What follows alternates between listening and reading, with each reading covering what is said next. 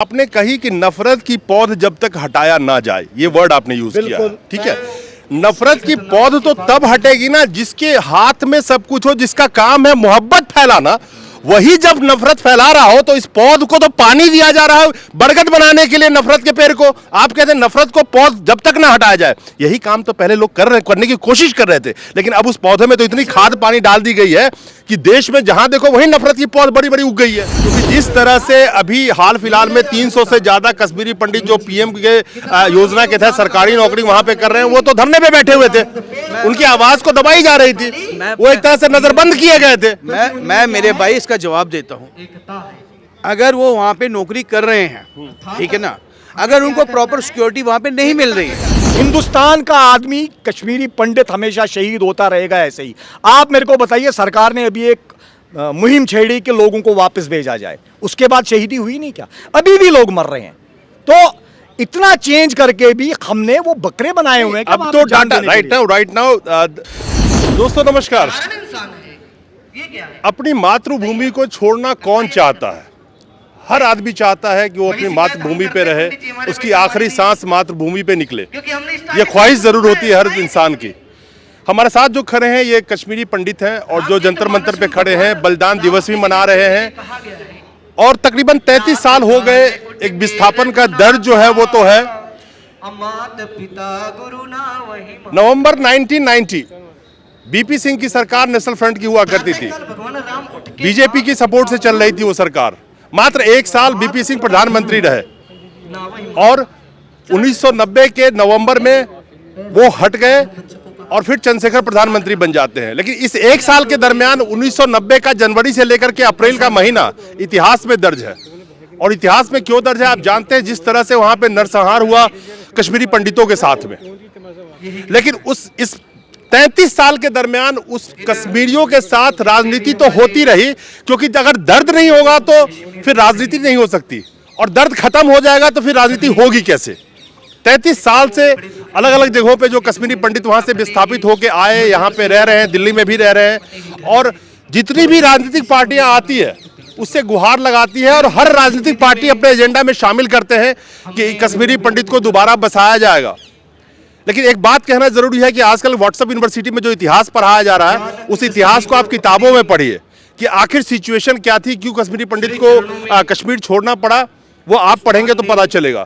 खैर, एक बात बताइए, 33 साल 2022 में हम आज खड़े हैं, 33 साल हो गए। हर राजनीतिक पार्टी कितने 7वें प्रधानमंत्री थे बीपी सिंह, उस समय से लेकर के आज तक कितने प्रधानमंत्री बदल गए, लेकिन आपका मुद्दा वहीं का वहीं है। मैं तो पहले आप लोगों का बहुत बहुत शुक्रिया कर रहा हूँ कि आप हमारी आवाज़ जो है वो कहीं पहुँचा रहे हैं, शायद किसी के कानों में पहुँचे, शायद हमारा दर्द कोई समझ सके। हमारा दर्द कश्मीर फाइल फिल्म से नहीं है, हमारा दर्द वहाँ है जो कश्मीरी पंडित आज की डेट में इलाज के अभाव में मर रहा है, जो कश्मीरी पंडित आज की डेट में रोटी के अभाव में मर रहा है, जो कश्मीरी पंडित बेरोजगारी के अभाव में मर रहा है। वो एक्चुअली कश्मीर फाइल्स है।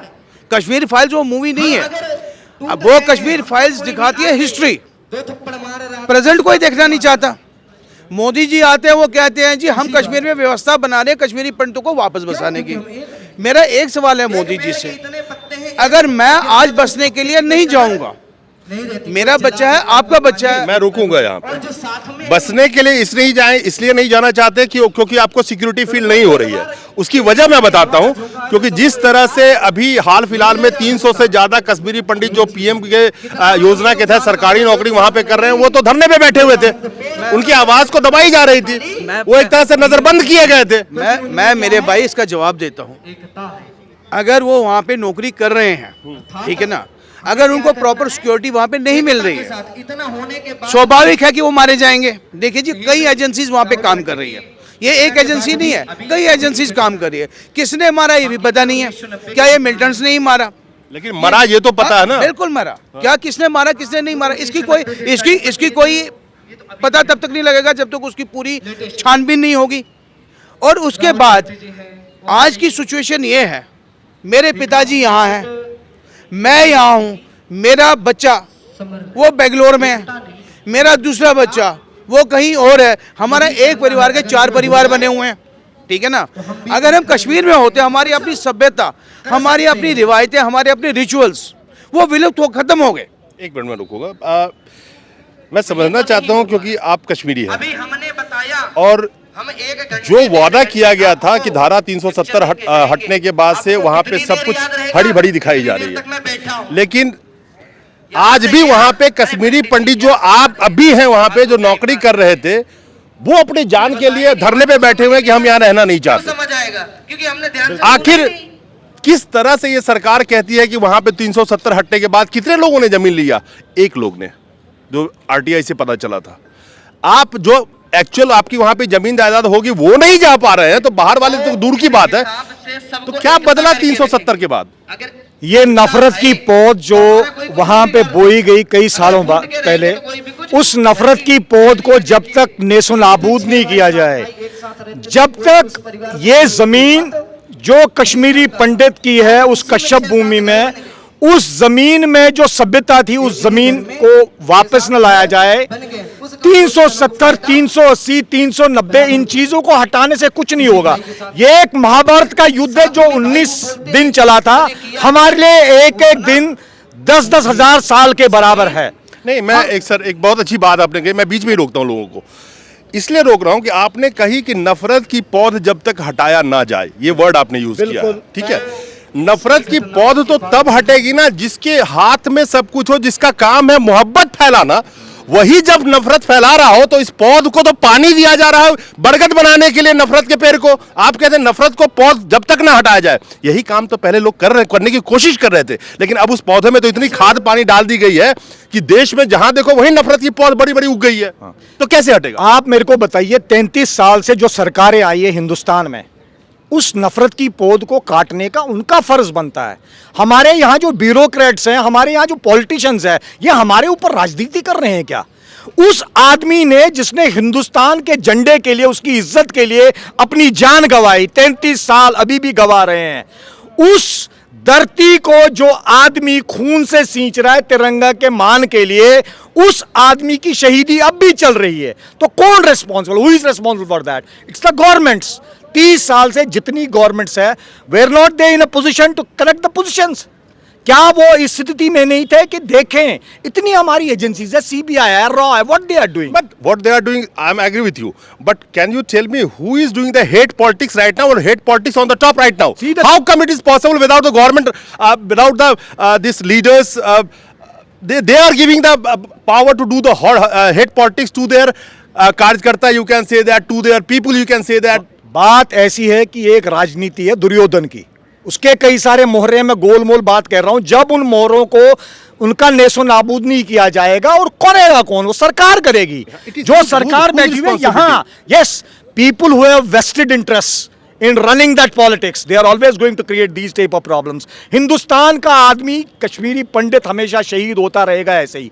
आप मेरे को बताइए, सरकार ने अभी एक मुहिम छेड़ी कि लोगों को वापस भेजा जाए, उसके बाद शहीदी हुई नहीं क्या? अभी भी लोग मर रहे हैं।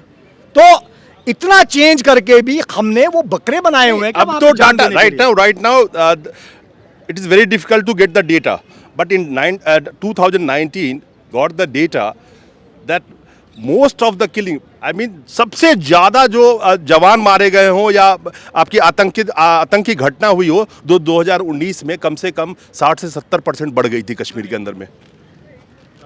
कैसे फिर? सी बात ऐसी है, इतनी हमारी एजेंसीज है, government agencies, what they are doing, ये तो पीछे भी आवाज आ रही, कुरुक्षेत्र का रण चल रहा है। जब तक यहाँ पे इन पांडवों का साथ नहीं दिया जाएगा, शकुनियों को काटा नहीं जाएगा, इस नफरत की पौध को काटा नहीं जाएगा हिंदुस्तान में, ये हिंदुस्तान का सर है, ये हमारी इज्जत है। अगर सर के ऊपर ही यहाँ भौरे मडवा रहे हैं तो हिंदुस्तान में कभी शांति हो ही नहीं सकती। So what all these agencies are doing for us, for Kashmiri Pandits who are away from their motherland. इसके लिए all bureaucrats, all political parties, they have to keep a watch on all these जो नफरत की आंधी फैला रहे हैं, इनको एक एक करके आइडेंटिफाई किया जाए और कश्मीर के हालात को ठीक किया जाए। छोटी सी बात है, मुझे अपनी ज़मीन चाहिए जहाँ पे मेरे बुजुर्ग 10,000 साल से जी रहे थे, जहां पे हिंदुस्तान क्या पूरी दुनिया के लोग ज्ञान प्राप्त करने के लिए आए थे, जहां पे शंकराचार्य जी ने पहला प्रवचन दिया और पूरे हिंदुस्तान में हिंदुत्व का बात हुई। तो उस भूमि में वो कश्मीरी पंडित, वो हिंदू, ये कश्मीरी की बात नहीं, मैं आपको एक बात और इंपॉर्टेंट बताता हूं, ये कश्मीरी की बात नहीं है, हर एक हिंदुस्तानी की बात है जो तिरंगे के लिए अपनी जान देने के लिए तैयार है, उसकी बात है। सीआरपीएफ वाला, बीएसएफ वाला, एक नॉर्मल टूरिस्ट, क्या वो हिंदुस्तान का वहां पे एक अपनी छाप रखने के लिए वहां पे बैठे नहीं हुए? उनकी जाने कलम नहीं हो रही है, उनके सर कलम नहीं हो रहे हैं, तो शहीदी कब तक? ये कश्मीरी पंडित की बात नहीं, हर हिंदुस्तानी की बात है जो अपनी जान जोखिम में डाल के वहां जा रहा है। तो it is duty of the central government, state government, the governor to protect the lives of every Indian who is making his life available to protect. Great. Last question I'm going to ask you. So many times you have said कि नफरत से नहीं प्यार से जीता जा सकता है। नफरत की बात आप करते रहे। आपको नहीं लगता कि जो चीज़ हम नफरत के थ्रू करने की कोशिश कर रहे हैं उसको अगर हम प्यार से फैला की कोशिश करते तो शायद हमारे देश में अमन शांति भी होगा और हर मसला का समाधान यही होगा। जो मसला, जिस मसले की खासकर हम जिसके लिए आप खड़े हैं, वो मसला प्यार से ही हल हो सकता है। नहीं लगता आपको? अगर आपस में प्यार फैलाया जाए। मेरे को एक बात बताइए, 33 साल तो प्यार ही बांटा जा रहा है। सबसे पहले तो देशभक्ति का प्यार, हम क्या कोई किसी और देश की बात कर रहे हैं? हम तो अपने देश की बात कर रहे हैं, हम तो प्यार ही बांट रहे हैं। प्यार से जब ये नफरत की पौध खत्म नहीं होगी तो इसके लिए you have to take strict actions, you have to take actions and then only the things are going to come out. So most important is governments have to be active, the governor has to be active. शहीदी अब नहीं चलेगी, बहुत बलिदान हो गए, देशभक्तों के बहुत बलिदान हो गए, अब और सर नहीं कटने चाहिए। They have to be proactive, every intelligence agency, everybody has to be proactive. जो ये नफरत की पौध बढ़ावा दे रहा है उस पौध को काटा जाए और कश्मीरी पंडितों को वापस अपने देश में भेजा जाए। आप देख सकते हैं कि पीछे ये कश्मीरी पंडित इकट्ठा हुए थे और होते ही रहते हैं। मुद्दा सिर्फ इतना है कि अब इस बात को ये भी समझने लगे हैं कि जो चीज प्यार से किया जा सकता है और जिस खासकर नफरत की पॉलिटिक्स जो की जा रही है और नफरत को बढ़ावा जो दिया जा रहा है, क्या उससे किसी समस्या का समाधान होगा? और क्या एक आम जनता का मुद्दा इस देश में उठ पा रहा है? चाहे बेरोजगारी हो, चाहे स्वास्थ्य की समस्या हो, चाहे आपके नौकरी की बात हो, सारे मुद्दा, चाहे महंगाई हो, सारे मुद्दा गायब है। सिर्फ और सिर्फ हेट पॉलिटिक्स के नाम पे राजनीति की जा रही है और सफर करने वाला कौन है? आम जनता। जैसे आज ये बैठे हुए हैं, कल और बैठे मिलेंगे। एक आम नागरिक जो 80 करोड़ नागरिक 5 किलो अनाज के पे टिके हुए थे, आखिर उनको इस राजनीति से क्या मतलब है? उनको तो अपने मुद्दों की बात चाहिए जो हर टीवी चैनल पे चलना चाहिए था, लेकिन गोदी मीडिया हर मुद्दों को हटा करके और सिर्फ नफरत की राजनीति फैलाने में बदस्तूर साथ दे रही है मौजूदा सरकार की। नमस्कार।